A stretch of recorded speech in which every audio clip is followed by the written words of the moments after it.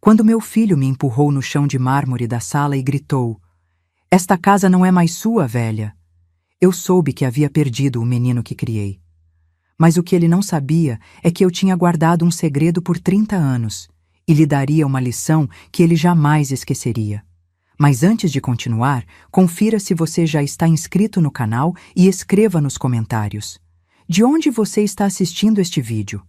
Adoramos saber até onde nossas histórias estão chegando. Meu nome é Rosa. Tenho 68 anos e cabelos completamente brancos. Passei os últimos 6 meses dormindo num quartinho de 2 por 3 metros nos fundos da minha própria casa.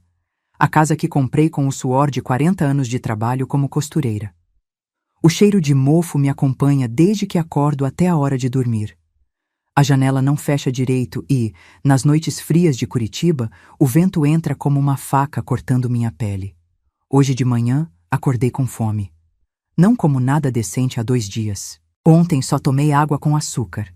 Meu estômago dói, mas não é só a fome física que me mata. É a fome de dignidade, de respeito, de ser tratada como gente dentro da minha própria casa. Esperei até ouvir o barulho do carro do meu filho saindo. Ele e a esposa sempre saem aos sábados para fazer compras. É minha única chance. Saí do quartinho com cuidado, pisando devagar para não fazer barulho. Atravessei o quintal e entrei pela porta da cozinha. A geladeira estava cheia. Presunto, queijo, frutas e iogurtes importados. Tudo o que eu costumava comprar quando essa casa ainda era minha de verdade. Peguei uma fatia de queijo e comi ali mesmo, em pé, tremendo. Não de frio, mas de vergonha. Que absurdo é esse? Uma mulher de 68 anos roubando comida na própria casa. Peguei 2 bananas e um pedaço de pão. Ia guardar no bolso do avental quando ouvi a porta se abrindo. Meu coração disparou. Eles voltaram cedo. Tentei correr para o quartinho, mas Marcelo, meu filho, já estava na cozinha. "O que você está fazendo aqui?" A voz dele era fria como gelo. Eu estava com fome, filho." "Você não tem permissão para entrar na casa principal." Quantas vezes preciso repetir isso? Ele arrancou o pão da minha mão. A banana caiu no chão. Senti as lágrimas queimando, mas não deixei cair. Não ia dar esse gosto a ele. "Marcelo, por favor, só queria comer alguma coisa." "Você tem a comida que Patrícia separa para você todo dia. Não venha aqui pegar as coisas sem autorização." As coisas que ele mencionava eram restos.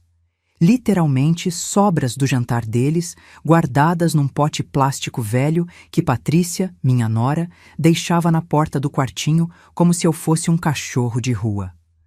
"Filho, essa casa é minha. Eu que comprei ela." Foi a coisa errada a dizer. O rosto de Marcelo ficou vermelho. Ele se aproximou e pela primeira vez em 35 anos tive medo do meu próprio filho. "Você está errada!" Ele gritou, me fazendo recuar até bater nas costas no balcão. "Você assinou a escritura de doação há 3 anos. Esta casa pertence a mim e à minha esposa. Você mora aqui por caridade. Caridade que estou começando a me arrepender de ter oferecido. Eu não sabia o que estava assinando. Você disse que era para facilitar quando eu morresse, para não ter problemas com o inventário. E você assinou.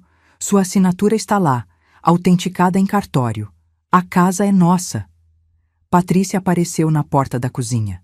Estava impecável como sempre. Cabelo alisado, unhas feitas, vestido de marca. Ela me olhou com aquele desprezo que eu já conhecia bem. "Amor, o que está acontecendo?"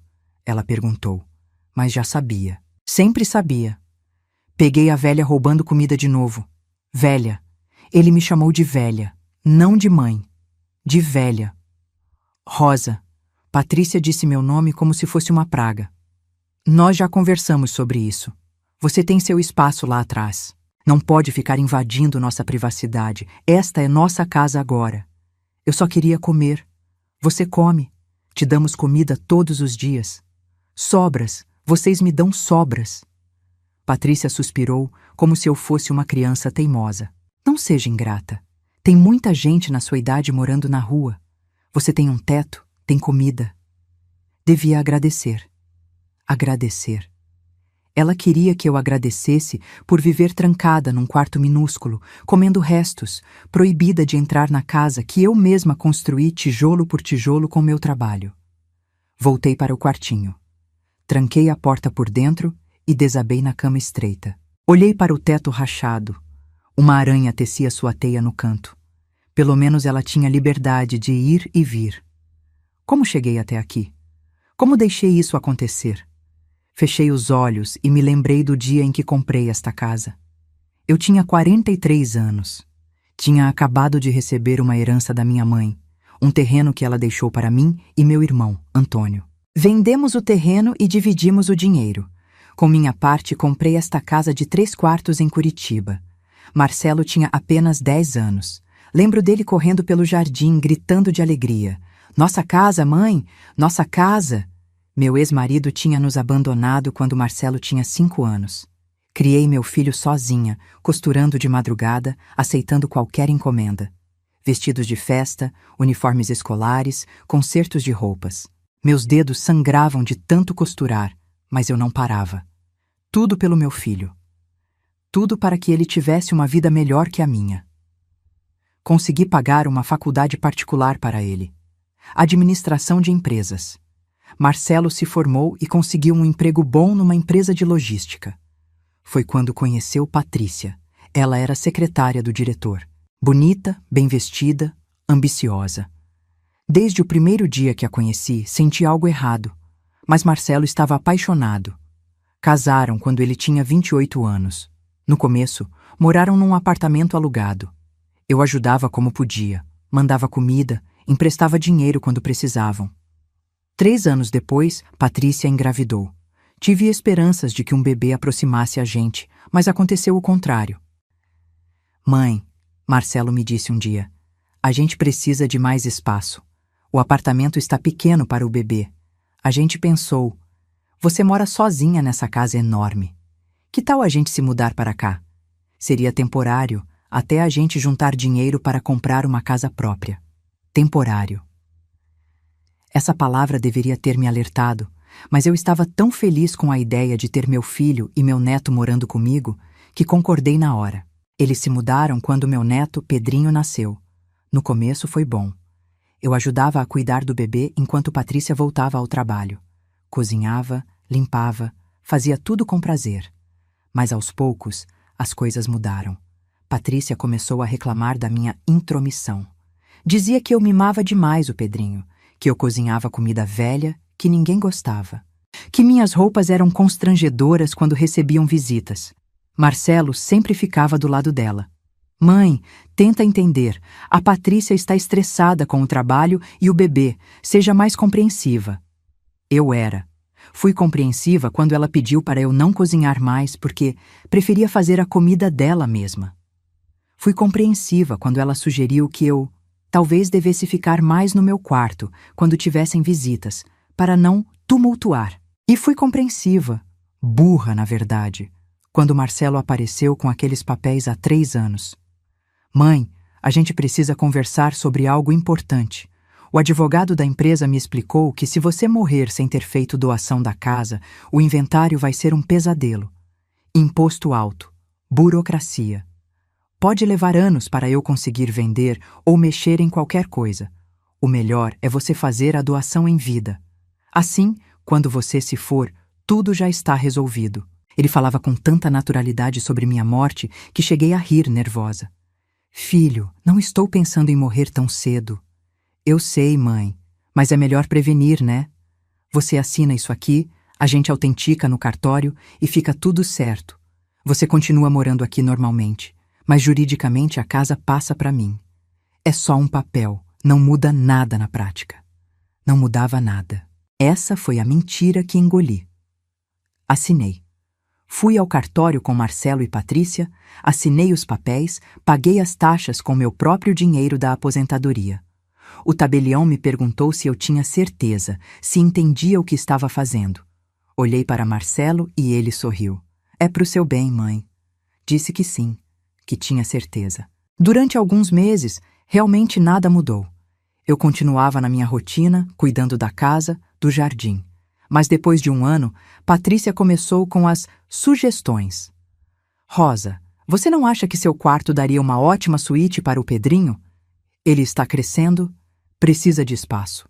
Você poderia se mudar para o quartinho lá atrás. É mais aconchegante, mais tranquilo. Resisti no início. Aquele era meu quarto há 25 anos. Mas Marcelo ficava do lado dela. Mãe, não seja egoísta, é só um quarto. O Pedrinho precisa de espaço para estudar. Me mudei. O quartinho nos fundos tinha sido depósito de ferramentas. Cheirava a tinta velha e mofo. Limpei como pude. Coloquei minha cama estreita lá. Chorei a noite toda naquele primeiro dia. Depois foi a vez da cozinha. Rosa, você não tem mais idade para ficar cozinhando. Pode se machucar. É perigoso. Deixa que eu cuido disso. Deixei. Parei de cozinhar. Depois foi à sala. Rosa, quando temos visitas, você poderia ficar no seu quarto? É que nossos amigos se sentem desconfortáveis com você por perto. Desconfortáveis. Eu causava desconforto. E então, há 6 meses, Patrícia bateu na porta do meu quartinho numa manhã de sábado. Rosa, precisamos ter uma conversa séria. Marcelo e eu decidimos que a partir de agora, você não pode mais circular livremente pela casa. Este é nosso espaço privado. Você tem seu quartinho aí, tem banheiro. Vamos deixar comida para você na porta todos os dias, mas você precisa respeitar nossa privacidade. Como assim não posso circular pela casa? Esta é minha casa. Era. Agora é nossa. Você assinou os papéis, lembra? Juridicamente, esta propriedade pertence a mim e ao Marcelo. Você mora aqui porque nós permitimos. Fui procurar Marcelo. Ele estava na sala vendo TV. Filho, a Patrícia disse que eu não posso mais sair do quartinho. Isso não pode estar certo. Ele nem desligou a TV. Mãe, a casa é nossa agora. Você precisa entender isso. A gente te deixa morar aqui de graça. Não paga aluguel, não paga conta. O mínimo que você pode fazer é respeitar nosso espaço. Mas eu sou sua mãe. E daí? Isso te dá direito de ficar invadindo nossa privacidade? Crescer, mãe. Você já é velha. Aprende a ficar no seu canto. Velha. De novo essa palavra. Vinda do filho que eu carreguei no ventre, do filho que amamentei, do filho por quem eu sangrei costurando noite e dia. Desde aquele dia, vivo trancada no quartinho. Saio apenas quando tenho certeza de que eles não estão. Uso o banheiro da área de serviço, rápido, sempre com medo de ser pega. A comida que recebo são restos frios em potes plásticos sujos. Às vezes tem pedaços de carne, às vezes só arroz seco e feijão aguado. Perdi 8 quilos. Minhas roupas ficaram largas. Olho no espelho rachado do banheiro e não me reconheço. Sou um fantasma da mulher que fui. Mas hoje, depois de ser humilhada na cozinha, depois de ouvir meu filho me chamar de velha e minha nora dizer que eu deveria agradecer pelas sobras, algo se quebrou dentro de mim. Não era tristeza, era raiva. Uma raiva fria, calculada, que começou a ferver no fundo do meu peito. Abri a gaveta da mesinha de cabeceira. Lá estava o único tesouro que me restava. Meu celular velho, que eu carrego escondido porque Patrícia já tentou me tirar. Você não precisa de celular, Rosa. Quem você vai ligar? Não tem amigos. Ela estava errada. Eu tinha um amigo, um irmão. Disquei o número com os dedos trêmulos. Antônio, sou eu, Rosa. Preciso de você. Meu irmão Antônio chegou 3 dias depois da minha ligação. Eu estava deitada no quartinho quando ouvi a campainha tocar. Depois, vozes altas. Reconheci o tom grave do meu irmão cortando o ar como uma lâmina. Levantei rápido, o coração batendo forte. Há quanto tempo não via Antônio? Uns 2 anos. Desde que Patrícia sugeriu que eu parasse de receber visitas porque ficava muito movimentado e eles precisavam de paz. Espiei pela fresta da janela do quartinho. Antônio estava parado na varanda. Aos 71 anos, meu irmão ainda imponente.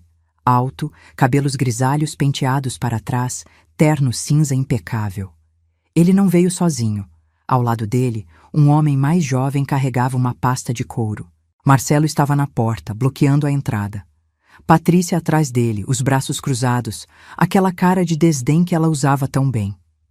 Tio Antônio, que surpresa! A voz de Marcelo era falsa, cheia de uma cordialidade forçada. Não sabia que viria nos visitar. Não estou aqui para visita social, quero ver minha irmã. A mãe está descansando, não é um bom momento. Não perguntei se era bom momento. Disse que quero ver Rosa. Agora.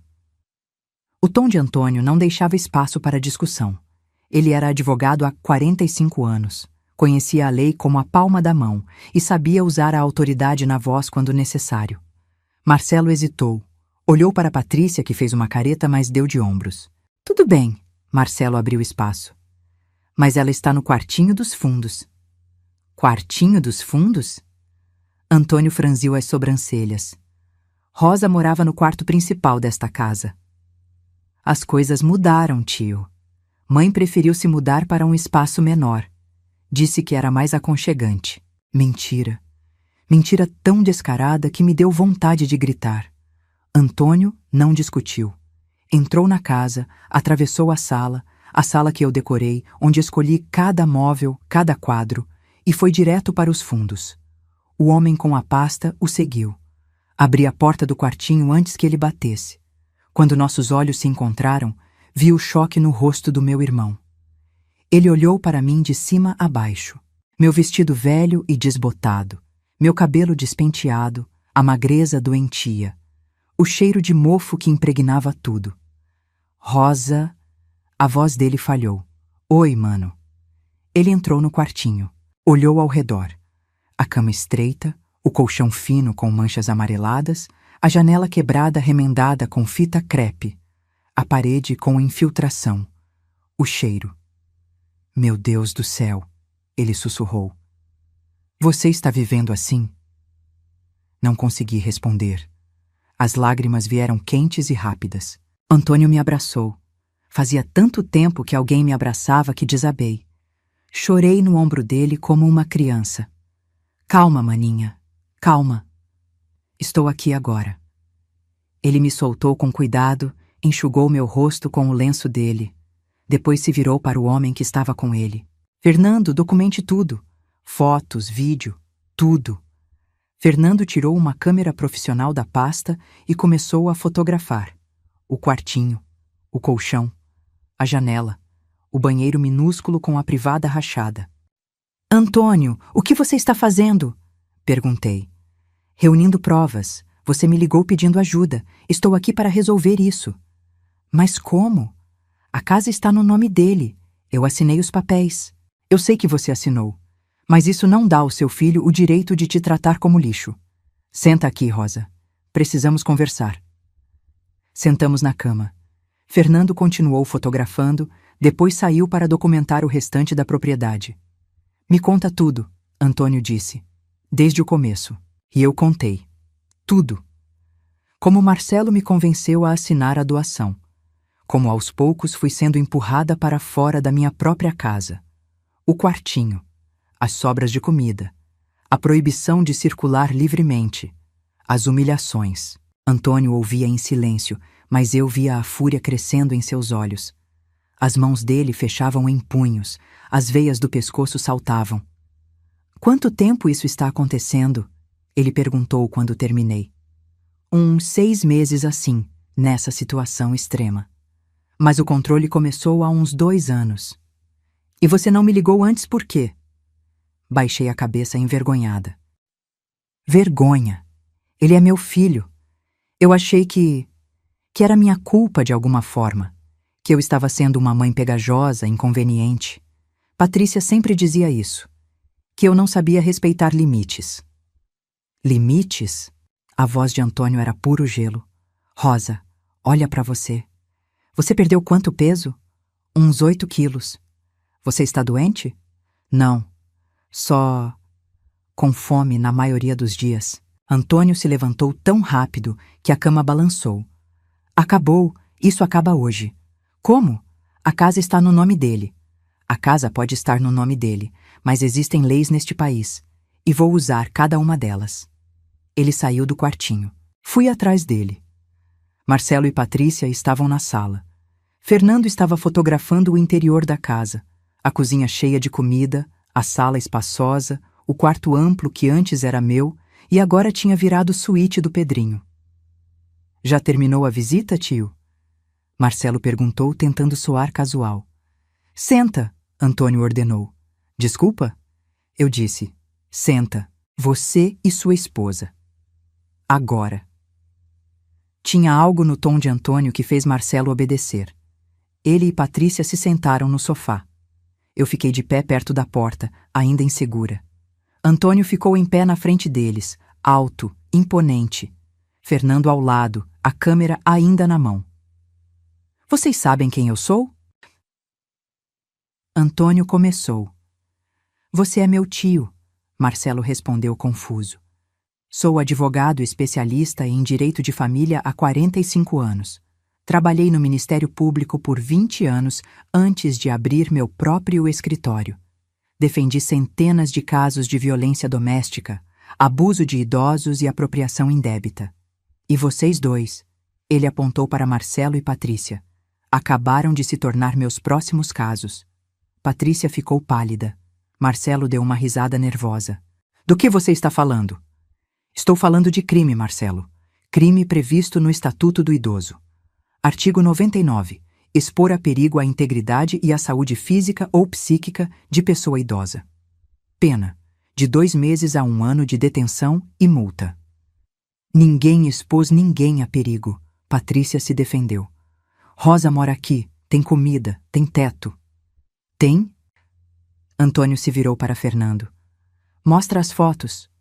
Fernando ligou a câmera num modo de reprodução e mostrou para Marcelo e Patrícia as fotos do quartinho imundo, do colchão sujo, da comida podre num pote, da minha aparência doentia. Isso é expor, sim. Isso é negligência criminosa. E tem mais. Artigo 102. Apropriar-se de bens de pessoa idosa. Vocês forçaram minha irmã a assinar uma doação sob coação psicológica. Ela assinou por vontade própria. Marcelo gritou se levantando. Senta! Antônio rugiu. Marcelo sentou. Vontade própria? Fernando, roda a gravação. Fernando mexeu no celular e uma voz começou a sair do alto-falante. Era a minha voz, gravada durante nossa conversa no quartinho minutos atrás. Ele disse que era só um papel, que não mudaria nada, que eu continuaria morando aqui normalmente, que era só para facilitar o inventário quando eu morresse. A gravação continuou. Meu relato completo das mentiras, das manipulações, de como fui enganada para assinar aqueles papéis. Isso é ilegal, Patrícia berrou. Você não pode gravar alguém sem autorização. Posso sim. Lei 9.296. Gravação feita por um dos interlocutores é legal. Rosa me autorizou a gravar nossa conversa.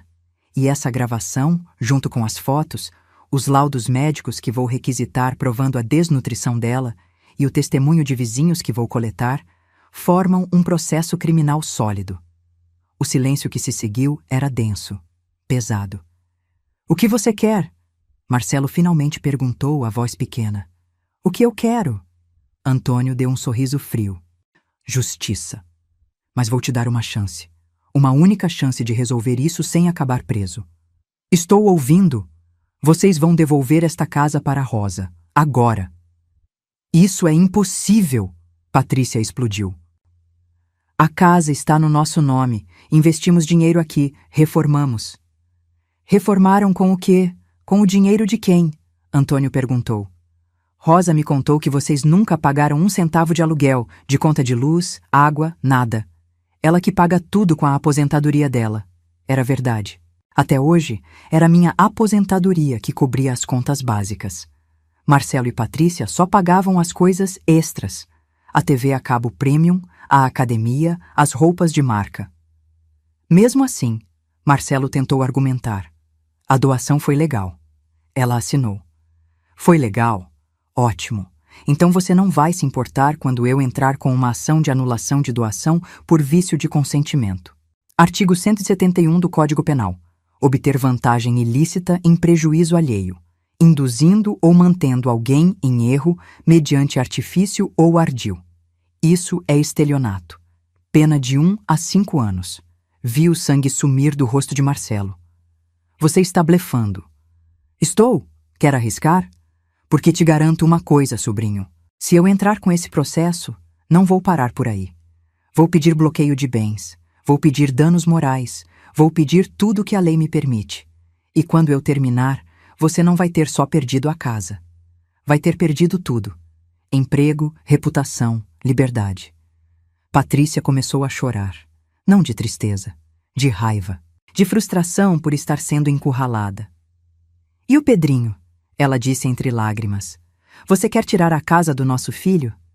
Seu filho tem 2 pais, que trabalhem e comprem a própria casa, como pessoas decentes fazem.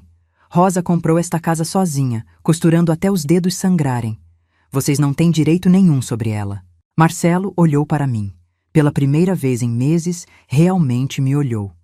Mãe, você quer mesmo fazer isso? Me processar? Colocar seu próprio filho na cadeia?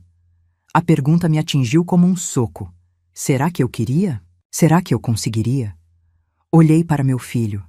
Tentei ver o menino que corria no jardim gritando, "Nossa casa, mãe!" Tentei ver o adolescente que me abraçava quando voltava da escola. Tentei ver o jovem que chorou no meu colo quando terminou o namoro da faculdade. Mas não consegui. Tudo que eu via era o homem que me chamou de velha, que me trancou num quartinho imundo, que me deixou passar fome, que destruiu minha dignidade tijolo por tijolo. Sim, eu disse. Minha voz não tremia. Sim, eu quero. Marcelo ficou em choque. Patrícia parou de chorar e me olhou com puro ódio. Você vai se arrepender disso, ela sibilou. Ameaças? Antônio sorriu. Fernando anotou isso?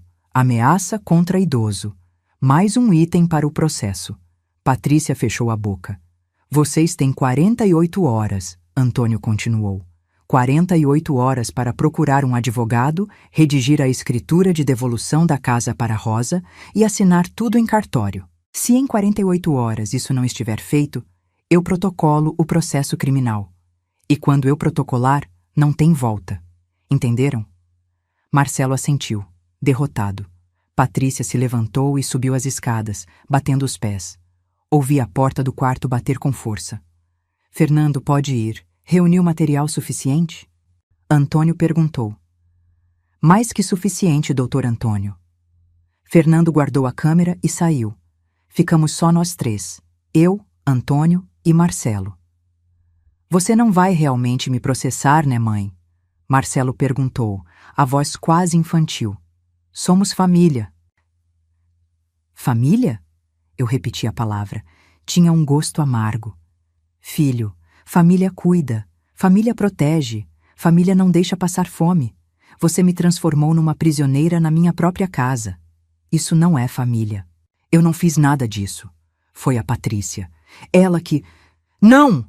Gritei, e até eu me assustei com o volume da minha voz. Não bota a culpa nela. Você é adulto, você fez escolhas. Quando eu implorei para entrar na cozinha, quem me chamou de velha? Quando eu disse que tinha fome, quem disse que eu deveria agradecer pelas sobras? Foi você, não a Patrícia. Você. Lágrimas começaram a descer pelo rosto de Marcelo. Eu sinto muito, mãe. Seu sinto muito não enche meu estômago. Seu sinto muito não apaga os 6 meses de humilhação. Você tem 48 horas. Usa bem esse tempo. Virei as costas e voltei para o quartinho. Antônio me seguiu. Você vai ficar aqui? Ele perguntou. Onde mais eu iria? Vem comigo. Tenho um quarto de hóspedes na minha casa. Não. Se eu sair, eles vão trancar tudo, vão dizer que abandonei a casa. Preciso ficar. Antônio hesitou, mas sabia que eu tinha razão. Tudo bem, mas vou mandar alguém trazer comida para você.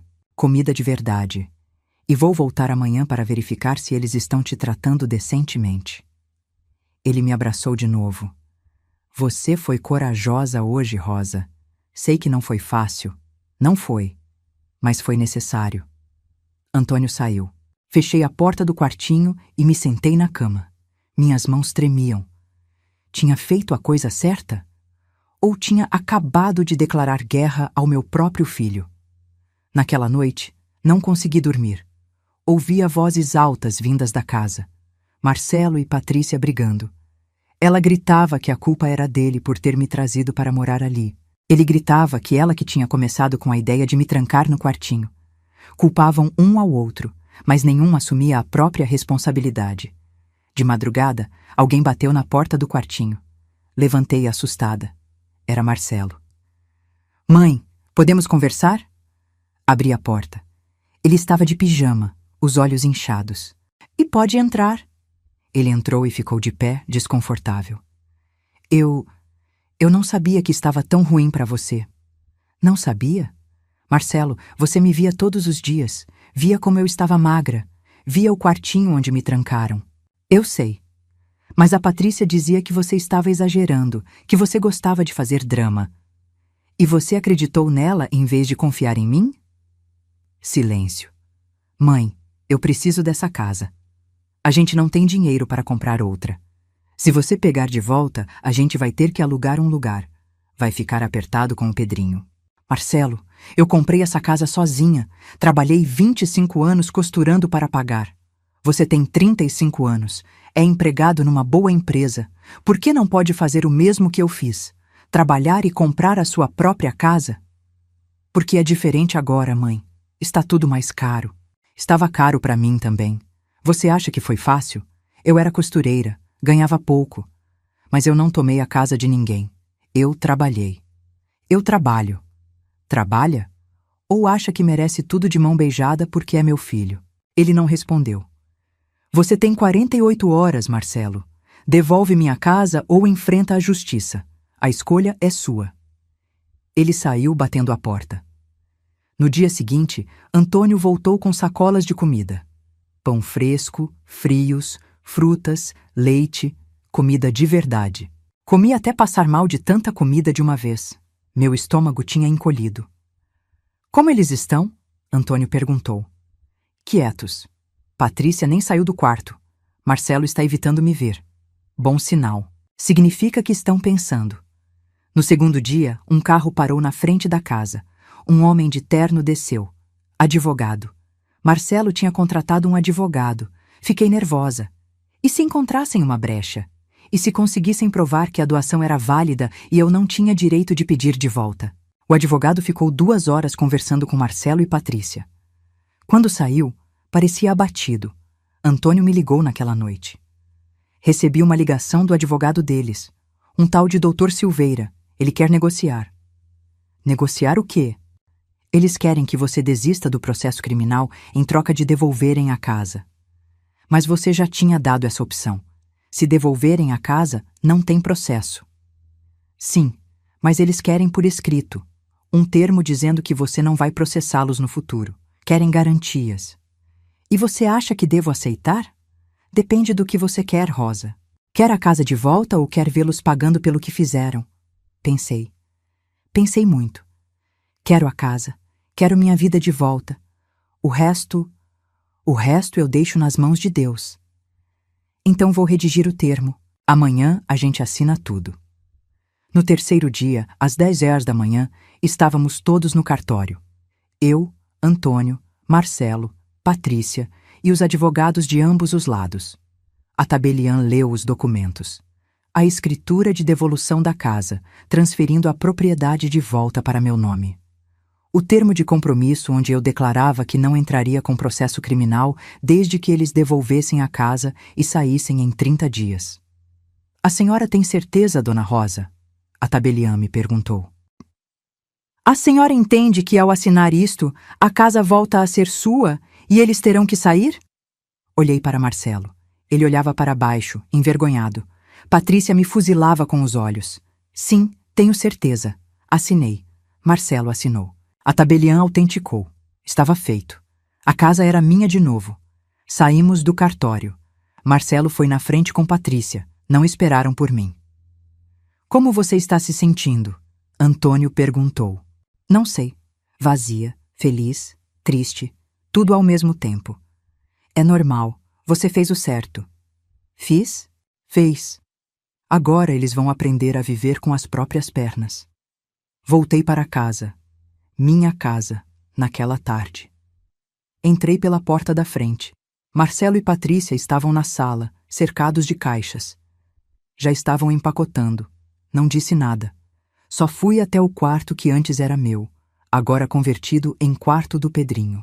Meu neto estava sentado na cama jogando videogame. Vó! Ele gritou ao me ver. Cadê você? Senti sua falta. Aquelas palavras me quebraram. Abracei meu neto chorando. Vovó também sentiu sua falta, meu amor. A mãe disse que a gente vai se mudar. Por quê? Olhei para a porta. Patrícia estava ali, me observando. Porque às vezes as pessoas precisam ter seu próprio espaço, eu disse. Pedrinho fez bico, mas voltou ao jogo. Saí do quarto. Patrícia me barrou na saída. Espero que esteja feliz, ela disse, venenosa. Você destruiu essa família? Eu destruí? Balancei a cabeça. Patrícia, eu dei tudo o que tinha para vocês morarem aqui. A única coisa que pedi em troca foi respeito. Nem isso vocês conseguiram dar. Você é uma velha rancorosa que não aceita que a vida seguiu sem você. Talvez. Mas sou uma velha rancorosa que tem sua casa de volta. Deixei ela ali, com raiva queimando nos olhos. Os 30 dias seguintes foram estranhos. Marcelo e Patrícia mal me dirigiam a palavra. Tratavam-me como inimiga. Pedrinho era o único que ainda me procurava, mas a mãe sempre o puxava de volta. Voltei a dormir no meu quarto. Limpei o quartinho dos fundos, transformei em depósito de verdade. Voltei a cozinhar na minha cozinha. Voltei a assistir TV na minha sala. Mas a casa não tinha mais o mesmo cheiro.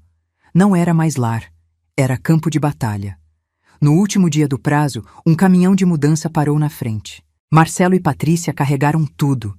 Móveis, roupas, utensílios, levaram até coisas que eram minhas, mas eu deixei. Não ia brigar por pratos e panelas. Quando estava terminando, Marcelo veio falar comigo. A gente alugou um apartamento em Pinhais. É pequeno, mas dá para nós 3. Que bom. Mãe, o quê? Você não vai perguntar se a gente está bem? Se precisamos de ajuda? Respirei fundo. Marcelo, eu passei 6 meses trancada num quartinho imundo, comendo restos, sendo chamada de velha pelo meu próprio filho. Você me perguntou se eu estava bem? Me ofereceu ajuda? Não. Então não, eu não vou perguntar. Vocês são adultos, se virem. Ele ficou vermelho de raiva. Você é cruel. Sou realista. Agora, se me dá licença, tenho uma casa para limpar. Eles foram embora naquela tarde. Levaram Pedrinho, que chorou querendo ficar comigo. Foi difícil ver meu neto indo embora, mas era necessário. Quando o caminhão sumiu na esquina, fechei a porta. Silêncio. A casa estava vazia. Eles tinham levado quase tudo, mas era minha. Finalmente minha de novo. Sentei no chão da sala vazia e chorei. Chorei tudo que tinha segurado durante meses. A dor, a humilhação, a raiva, o alívio, a culpa. Antônio apareceu 1 hora depois. Eles foram? Foram. Ele se sentou ao meu lado no chão. Você fez o certo, maninha. Então por que dói tanto? Porque você ainda o ama. Mesmo depois de tudo, ele ainda é seu filho. E isso não vai mudar. Tinha razão. Sempre ia amar Marcelo. Mas amar não significa aceitar abuso. E agora? Perguntei. Agora você recomeça. Reconstrói. Vive. Os primeiros meses sozinha foram difíceis. A casa parecia grande demais, vazia demais.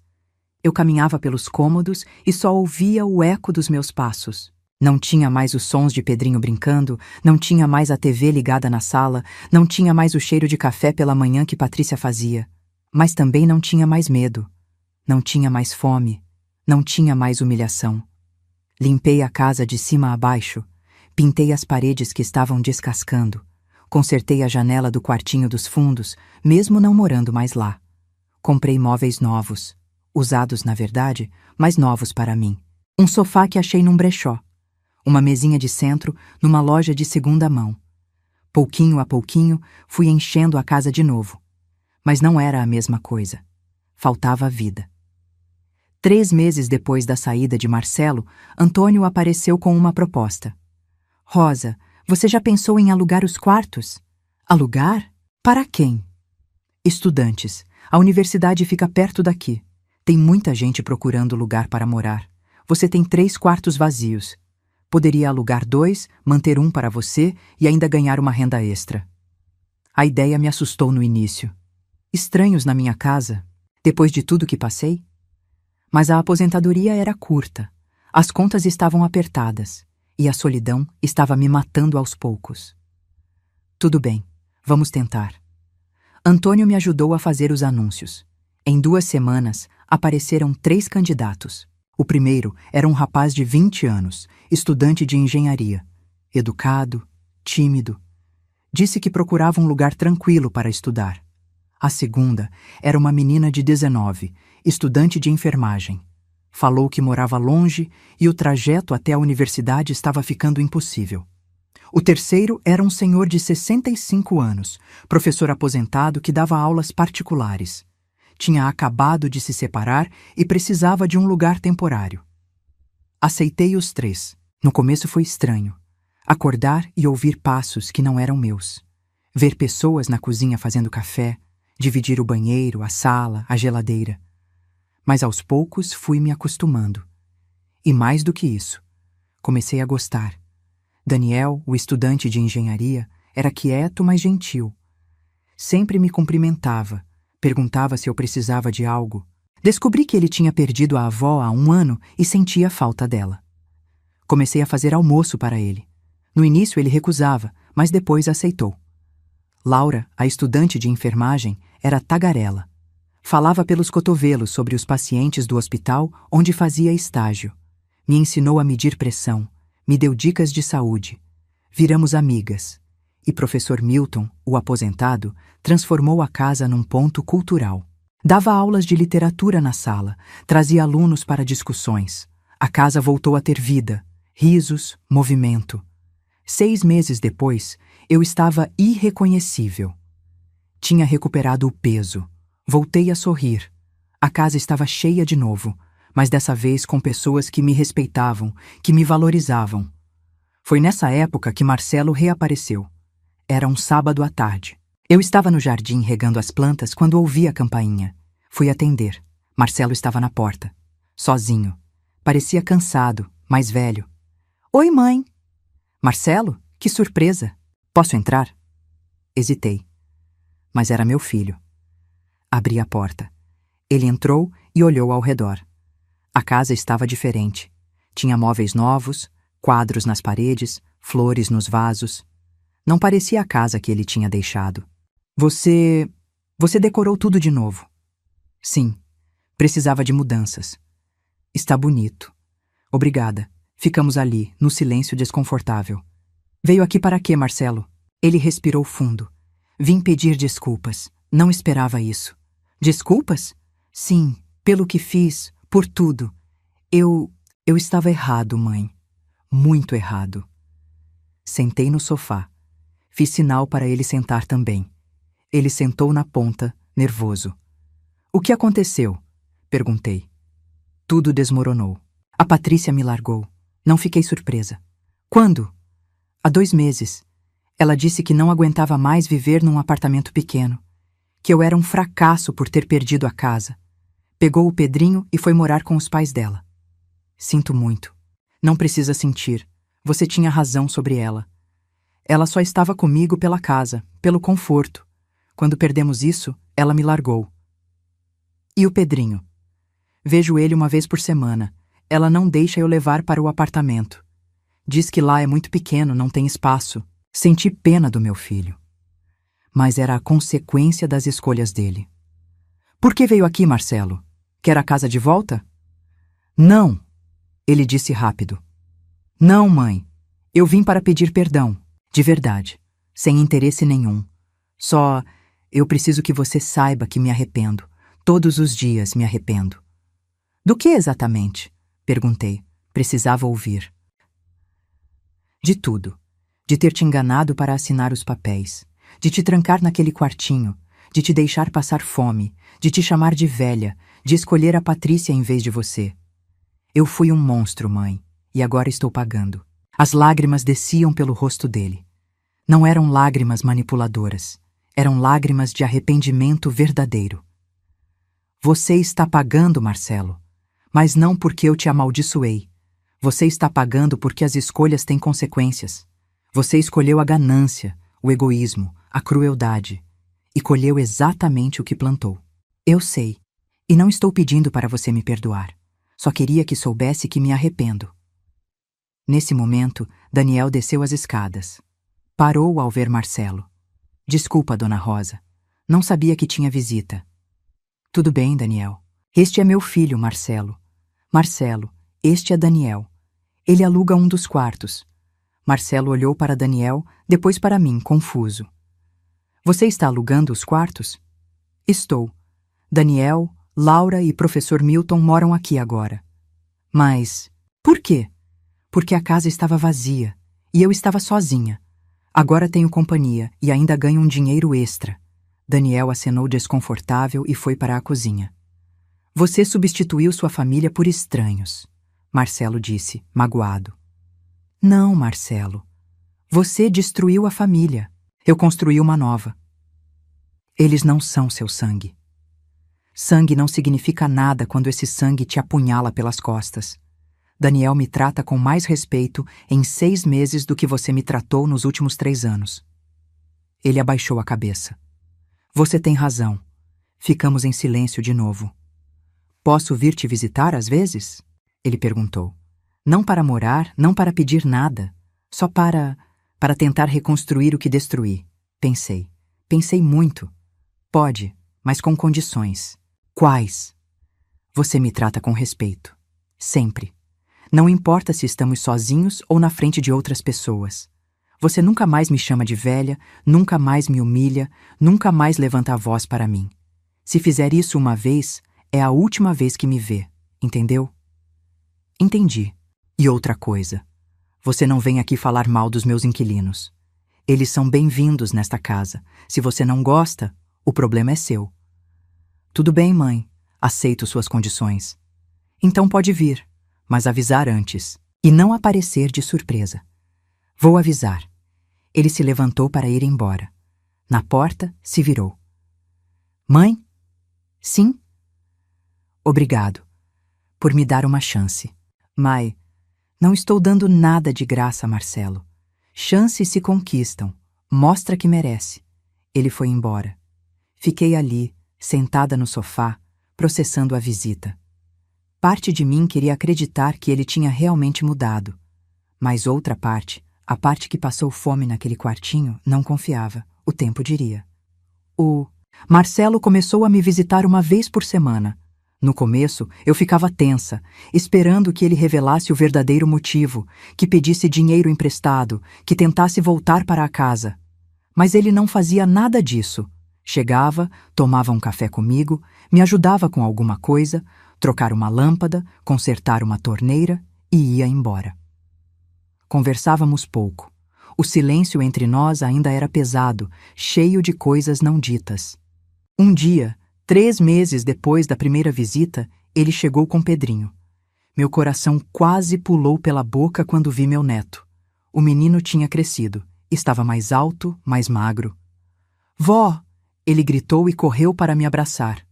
Abracei aquele menino com tanta força que quase o esmaguei. Chorei. Não consegui segurar. Senti tanto sua falta, vovó, Pedrinho disse. Eu também, meu amor. Tanto. Marcelo ficou na porta, observando. A Patrícia deixou ele vir? Não exatamente. É meu final de semana com ele. Ela não sabe que trouxe aqui. Marcelo? Eu sei, mãe. Mas ele ficava pedindo para ver você. Não consegui negar. Pedrinho passou a tarde toda comigo. Brincamos no jardim. Fiz o bolo favorito dele. Ele conheceu Daniel, Laura e professor Milton. Ficou fascinado com o professor, que sabia um monte de histórias. Quando chegou a hora de ir embora, Pedrinho chorou. Quero ficar com a vovó. Não pode, filho. Tem que voltar para casa. Mas aqui é mais legal. Tem mais espaço, tem jardim, tem gente legal. Marcelo olhou para mim. Vi dor nos olhos dele. Dor de saber que tinha perdido isso. Que tinha trocado tudo isso por orgulho e ganância. Depois que eles foram embora, Laura veio falar comigo. Dona Rosa, aquele era seu filho? Era. É. Ele parecia triste. Está pagando por erros que cometeu. Você não sente pena dele? Pensei antes de responder. Sinto. Ele é meu filho. Sempre vou sentir pena quando ele sofre. Mas sentir pena não significa aceitar abuso. Eu aprendi isso tarde demais. Laura assentiu. A senhora é forte. Não sou forte, só estou cansada de ser fraca. As visitas continuaram. Marcelo vinha toda semana, às vezes com Pedrinho, às vezes sozinho. Aos poucos, começamos a conversar mais. Ele me contava sobre o trabalho, sobre as dificuldades de morar sozinho, sobre a batalha judicial pela guarda do Pedrinho. Eu ouvia. Não oferecia soluções, não dava dinheiro, não resolvia os problemas dele. Só ouvia. Um dia, 6 meses depois da primeira visita, Marcelo chegou diferente. Tinha algo no olhar dele. Mãe, preciso te contar uma coisa. Estou ouvindo. Eu comecei terapia. Fiquei surpresa. Terapia? Sim, um psicólogo. Faz 2 meses. Por quê? Porque eu percebi que tinha um problema. A terapeuta me ajudou a ver que eu reproduzi o comportamento do meu pai, meu ex-marido, o homem que nos abandonou. Como assim? Ele te desvalorizava, lembra? Te diminuía. Dizia que você não era boa o suficiente e você aguentava, sempre aguentou, porque me amava e não queria me privar de um pai. Eu cresci vendo isso. Cresci achando que era normal tratar mulheres assim. Marcelo. E quando a Patrícia começou a te tratar mal, eu não vi problema, porque no fundo eu achava que era assim que se tratava mães, esposas, com desrespeito. E quando eu te chamei de velha, quando te tranquei naquele quartinho, eu estava sendo meu pai, o homem que eu sempre disse que odiava. Ele chorou. Chorou muito. Sentei ao lado dele no sofá. Coloquei minha mão na dele. Marcelo, reconhecer isso é o primeiro passo, mas reconhecer não é suficiente. Você precisa mudar, de verdade. Eu sei, e estou tentando. A terapeuta está me ajudando. Mas é difícil, mãe. É muito difícil desconstruir 35 anos de comportamento errado. Eu acredito que você consegue. Ele olhou para mim, surpreso. Acredita? Acredito.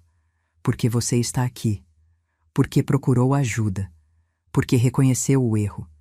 Seu pai nunca fez isso. Ele morreu achando que estava certo. Você é melhor que ele.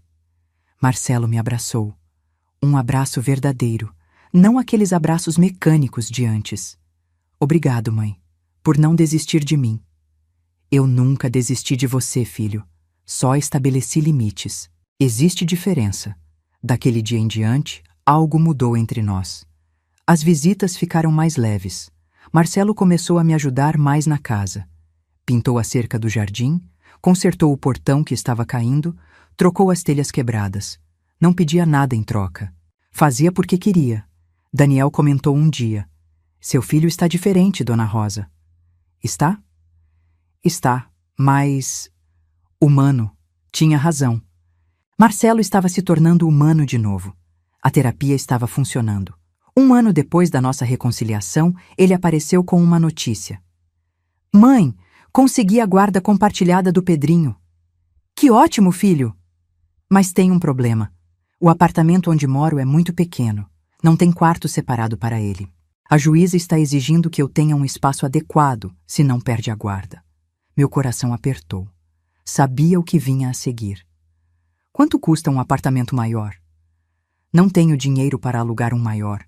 Estou pagando pensão, terapia, as contas. Não sobra nada. Fiquei em silêncio.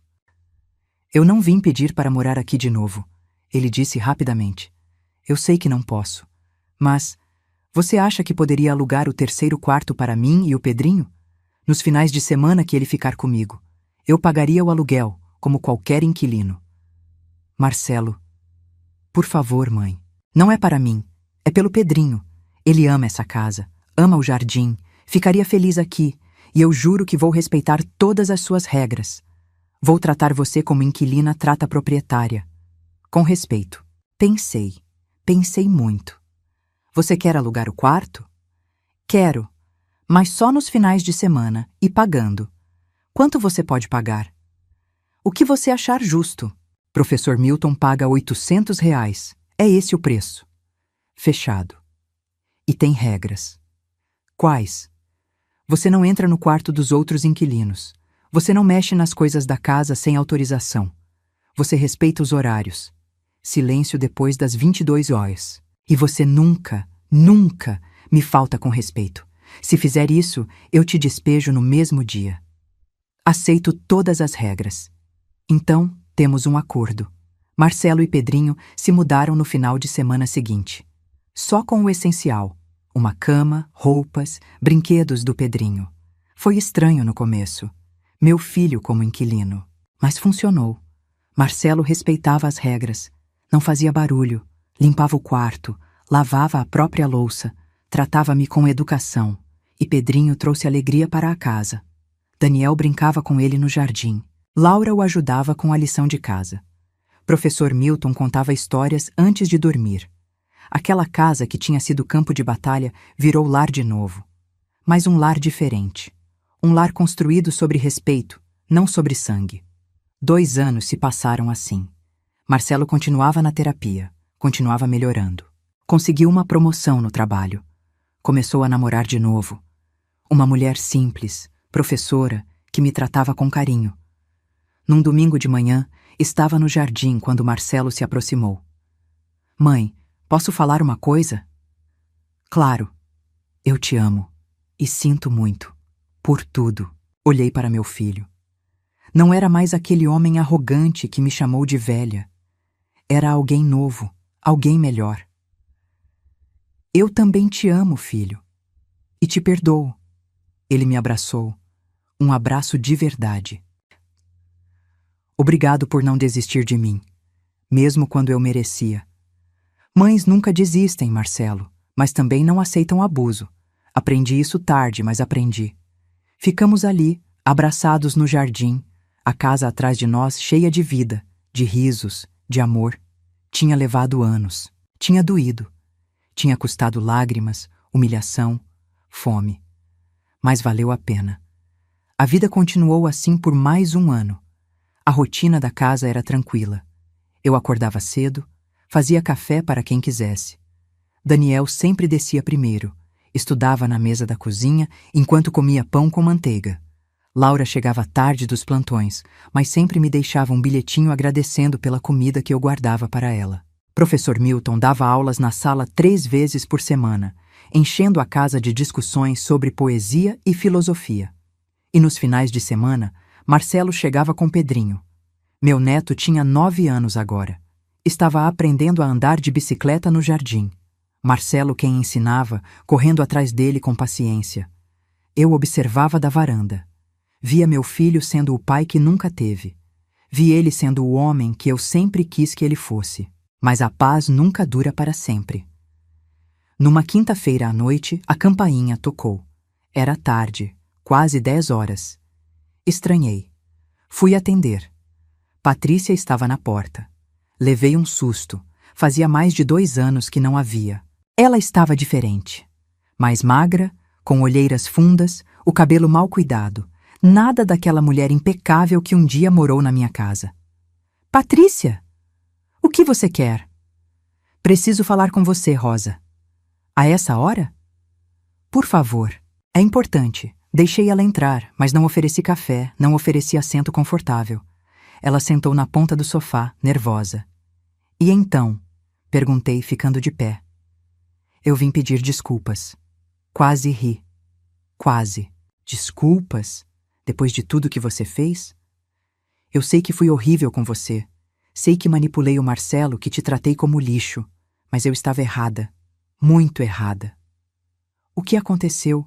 Por que essa mudança de coração agora? Ela abaixou a cabeça. Minha mãe ficou doente. Alzheimer. Está morando comigo porque meu pai morreu ano passado. E ela me trata do jeito que eu te tratava. Como um estorvo. Como alguém que está no caminho. Karma. A palavra veio à minha mente, mas não disse em voz alta. E você quer o que de mim? Quer que eu diga que está tudo bem? Que perdoo? Não, não mereço seu perdão. Só queria que soubesse que entendi. Entendi o que te fiz. E me arrependo. Fiquei em silêncio. Mais alguma coisa? Sim, eu perdi meu emprego. Estou com dificuldades financeiras. O apartamento onde moro está muito caro. Pensei em voltar para cá. Então era isso. Não era arrependimento. Era interesse. Voltar para cá? Você enlouqueceu? Não para morar de graça. Eu pagaria aluguel, igual ao Marcelo. Só preciso de um lugar mais barato. Não. Rosa, por favor. Eu disse não. Você teve sua chance. Você morou aqui, teve tudo e me tratou como lixo. Agora quer voltar porque está precisando? Não funciona assim. Mas o Marcelo mora aqui. O Marcelo está em terapia há 2 anos. O Marcelo reconheceu os erros dele, pediu desculpas de verdade, trabalhou para mudar. Você só está aqui porque está precisando. Quando sua vida melhorar, vai me esquecer de novo. Patrícia começou a chorar. Eu não tenho para onde ir.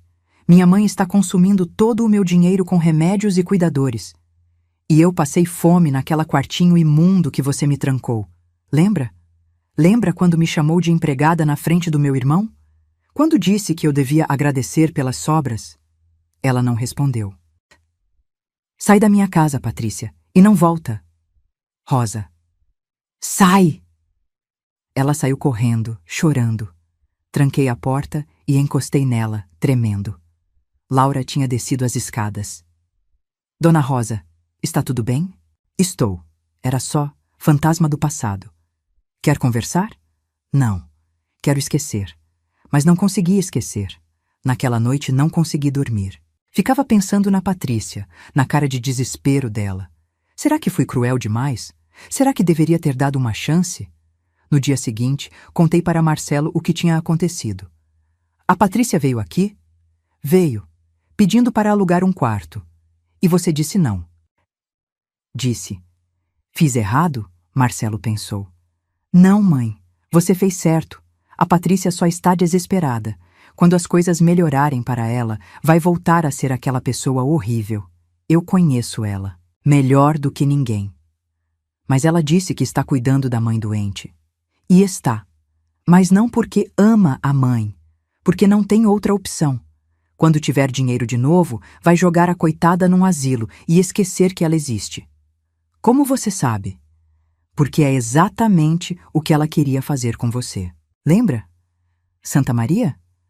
Ela que teve a ideia. Eu só segui. Tinha razão. Eu tinha esquecido. Foi Patrícia quem sugeriu o asilo, quem pesquisou, quem planejou tudo.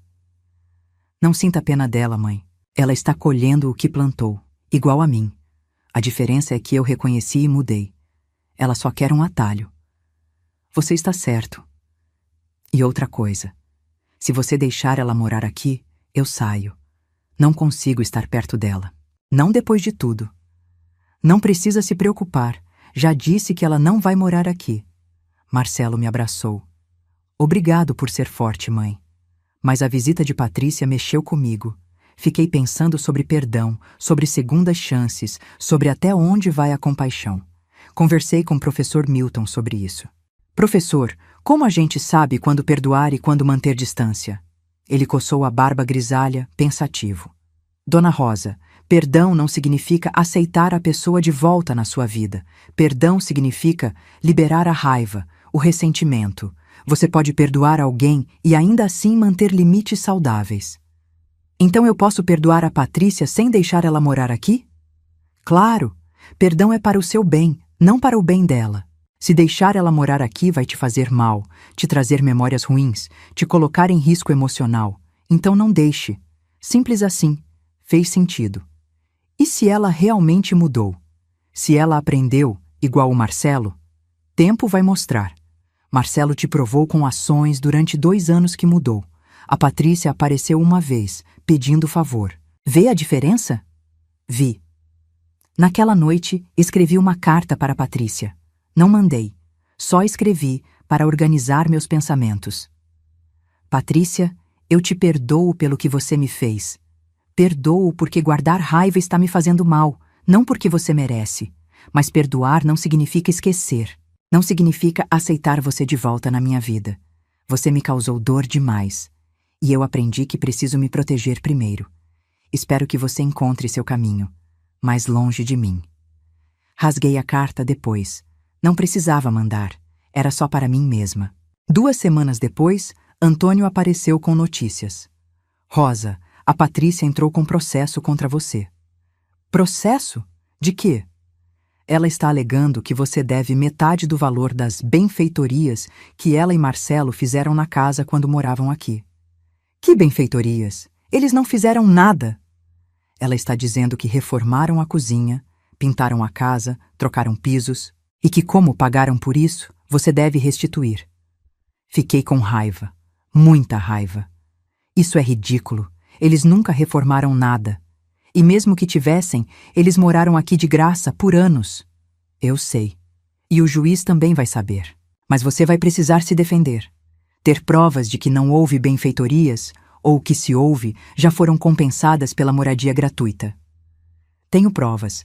Tenho as fotos que você tirou quando veio me visitar pela primeira vez. Provam que a casa estava um lixo, não reformada. Perfeito, vou usar isso. O processo correu por 6 meses. Patrícia tentou de tudo. Apresentou recibos falsos. Conseguiu testemunhas que mentiram.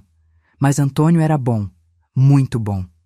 No final, o juiz negou o pedido dela e ainda a condenou a pagar as custas do processo e os honorários do advogado. Patrícia sumiu depois disso. Soube por terceiros que tinha se mudado para outra cidade para morar com uma irmã. Boa sorte para a irmã.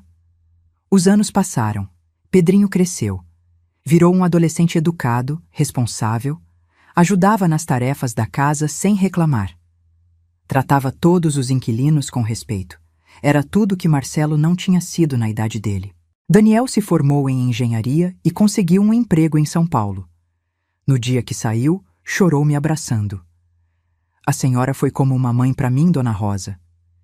E você foi como um neto, Daniel. Visita a gente, viu? Ele visitava. Todo Natal voltava, trazia presentes. Laura também se formou.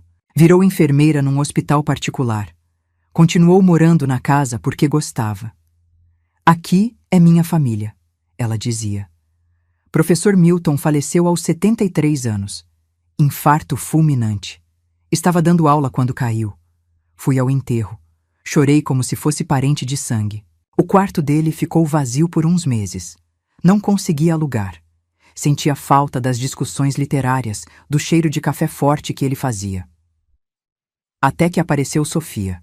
Sofia tinha 70 anos, era viúva, professora aposentada também. Procurava um lugar tranquilo para passar os últimos anos de vida. Gostou da casa imediatamente. Tem vida aqui, ela disse. Vida de verdade. Virou minha melhor amiga. Nós duas velhinhas, tomando chá na varanda, falando sobre a vida, sobre os erros, sobre os acertos. Foi para Sofia que contei tudo, a história completa. O que Marcelo e Patrícia fizeram. Como me tranquei no quartinho. Como quase morri de fome. Como recuperei minha casa e minha dignidade. Você é guerreira, Rosa, ela disse. Não sou. Só sou teimosa demais para morrer. Ela riu. Teimosa, guerreira, tanto faz. O importante é que você venceu. Venci? Será que venci mesmo? Olhava para minha vida aos 75 anos. Tinha uma casa cheia de gente que me amava. Tinha meu filho que tinha se tornado um homem decente. Tinha meu neto que era minha alegria. Tinha inquilinos que eram família. Mas ainda doía. Ainda tinha cicatrizes. Às vezes acordava no meio da noite com o cheiro de mofo nas narinas. Sonhava que estava de volta naquele quartinho, ouvindo a risada de Patrícia, a voz de Marcelo me chamando de velha. Sofia percebia quando eu tinha esses dias ruins. Pesadelo de novo? Foi. Sonhei que eles me trancaram e jogaram a chave fora. Mas não jogaram. Você pegou a chave de volta. Lembra? Lembrava. Num desses dias ruins, Marcelo percebeu que eu estava quieta demais. Mãe, o que foi? Nada. Mãe, eu te conheço. O que foi? Suspirei. Às vezes eu me pergunto se fiz a coisa certa. Como assim? Te deixando voltar, te dando uma segunda chance.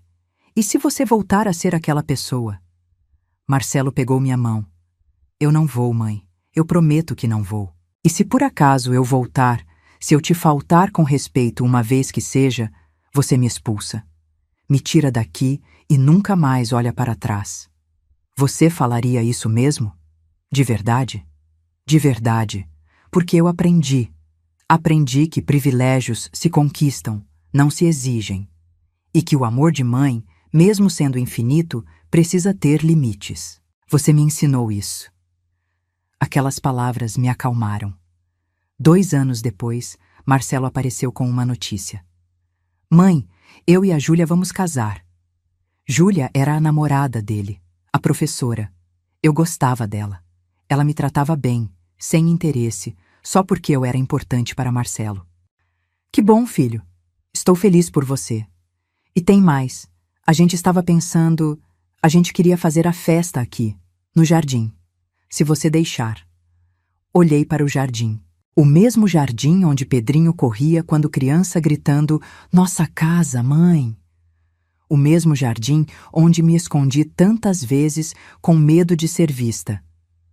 Claro que pode fazer aqui. Tem certeza? Tenho. Esta casa foi feita para celebrações.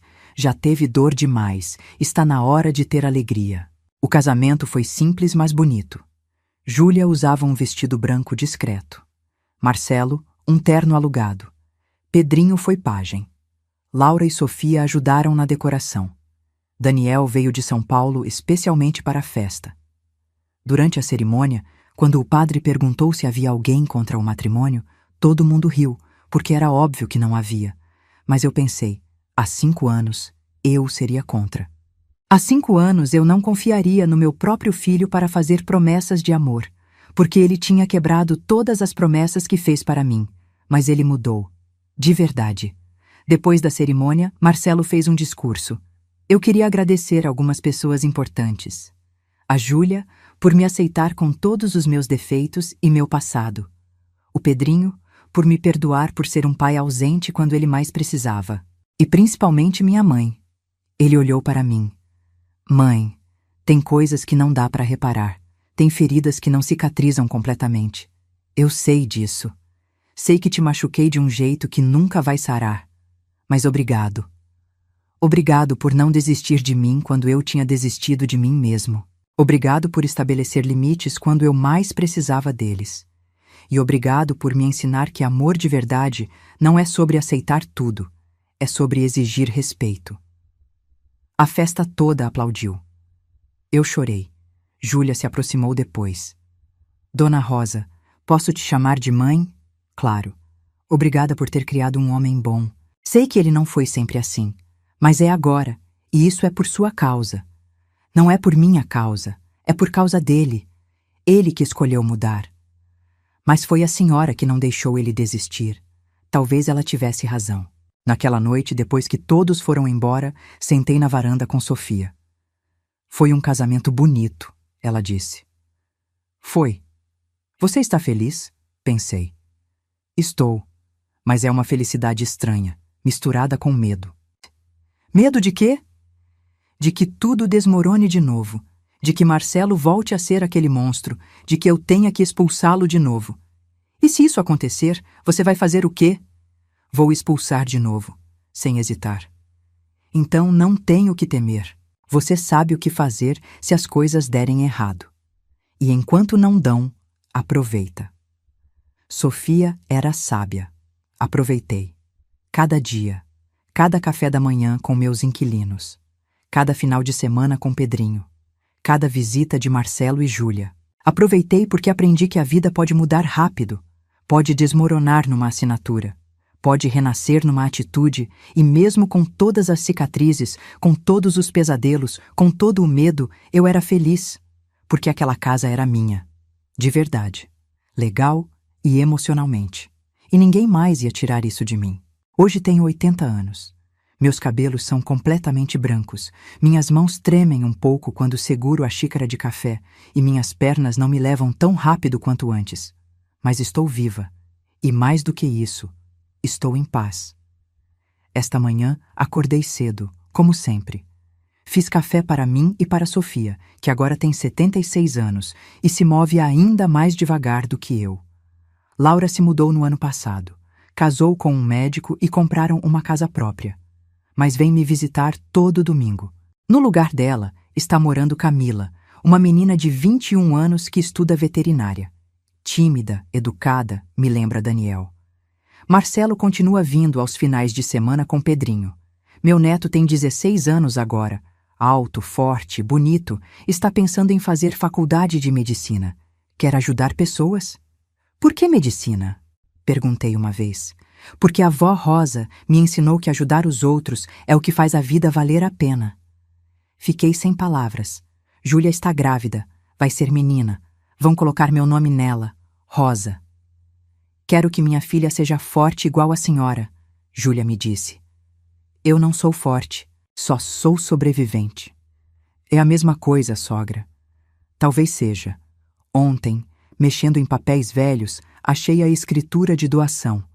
Aquela que assinei há 15 anos, quando entreguei a casa para Marcelo, sem saber o inferno que viria a seguir. Olhei para aquela assinatura trêmula. Era a assinatura de uma mulher ingênua, de uma mãe que confiava cegamente, de alguém que achava que amor era sobre sacrifício sem limites. Rasguei o papel. Não preciso mais dele. A casa está no meu nome de novo. Legal, registrado, protegido. Mas mais importante que isso, está no meu nome emocionalmente. Esta casa tem minha energia, minha história, minhas cicatrizes e minhas vitórias. Antônio me ligou hoje de manhã. Meu irmão tem 85 anos. Está aposentado há 5 anos, mas continua afiado como uma lâmina. Rosa, você assinou o testamento que preparei? Ainda não. Assina. É importante. O testamento é diferente daquele de 15 anos atrás. Este aqui tem cláusulas claras. A casa fica para Marcelo, sim, mas com condições. Se ele vender nos primeiros 10 anos após minha morte, o dinheiro vai para instituições de caridade. Se ele voltar a morar nela, tem que manter pelo menos 2 quartos alugados para pessoas de baixa renda ou estudantes. Se ele maltratar qualquer idoso na família, perde automaticamente a herança. Está sendo dura demais com ele, Antônio me disse quando fiz essas exigências. Não, estou sendo realista. As pessoas podem mudar, mas podem voltar a ser o que eram. Quero garantias. Ele vai aceitar essas condições? Já aceitou. Conversamos sobre isso. Ele até sugeriu algumas cláusulas. Era verdade. Quando mostrei o rascunho do testamento para Marcelo, ele leu tudo e disse: Mãe, coloca mais uma coisa aí. O quê? Que se em qualquer momento eu me tornar uma pessoa horrível de novo, você tem o direito de mudar o testamento e tirar tudo de mim. Mesmo que você já esteja com 100 anos, com Alzheimer, em coma. Se alguém perceber que eu estou voltando a ser aquele monstro, pode mudar. Marcelo, coloca, mãe, porque eu não confio em mim mesmo 100%. A terapia me ajudou muito, mas eu sei que a maldade está lá, adormecida, e se ela acordar, eu não mereço nada. Coloquei no testamento. Hoje à tarde, sentei na varanda. O mesmo lugar onde Sofia e eu tomávamos chá. Ela morreu há 6 meses. Infecção generalizada. Rápido, sem sofrimento. Do jeito que ela queria. Sinto falta das conversas. Mas a vida continua. Camila está estudando na sala. Ouço o barulho das páginas virando. Marcelo está cortando grama no jardim. Pedrinho está ajudando, rindo de algo que o pai falou. Júlia está na cozinha fazendo bolo. O cheiro de chocolate invade a casa. Esta casa. Minha casa. Penso em tudo que passei.